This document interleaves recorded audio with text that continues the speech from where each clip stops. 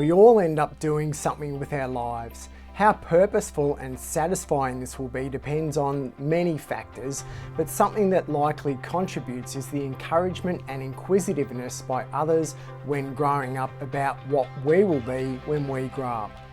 Having some idea about what you want to do when you grow up, even if you don't do the thing you hope to do, is important in having some sense of purpose in life, something that you're heading towards. Without a sense of purpose or goal for our future, we can be left wandering aimlessly and filling this with things that make us momentarily feel good, but aren't so good for us. Bad food, negative relationships, drinking and drugs. Having your parents ask what you want to do when you grow up, I think is important. It says to our kids, hey, I'm interested in you. It's good to have ambition and it's okay to dream big. When I was young, my mum asked what I wanted to be when I grew up, and I gave fairly typical answers of being a firefighter or playing cricket for Australia, even though I was a fairly average cricketer.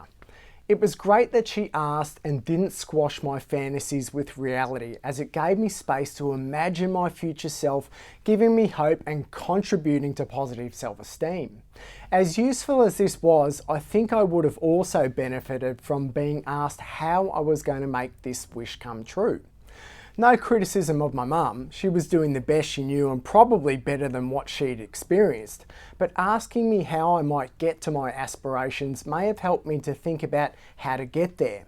Having a destination is important, but also considering thinking about how to get there means that you're less likely to get lost. Also, having me think about how I might get to play cricket for Australia may have helped me to see that it was going to take talent and hard work. I think I noticed this lack of pathway most in Year 12. I was just doing Year 12 to give me some unknown future opportunity. I had no direction and no idea of how to get to a future opportunity, and eventually dropped out of Year 12 3 months in. I returned the next year, and whilst I was motivated to finish, and I did so, without knowing why I was really doing it or where it would lead, I got myself into some minor strife with authority figures at the school. I did well enough that I could have gone to uni, but because no one had asked me things like, what do you want to do after school? What do you want from life? And how will you achieve this? I wandered aimlessly from one thing to the other for about the next 3 years, seeking out some of those things that make people feel good. Lucky for me, I fell into psychology through a series of fortunate events, but without a map of how to do this, I was open to making a wrong turn and doing more of those things that make people feel good momentarily. Now, I'm not suggesting that if you don't have these conversations with your kids and teens, that they will fail in life. Inside some of us, there is an innate drive to do.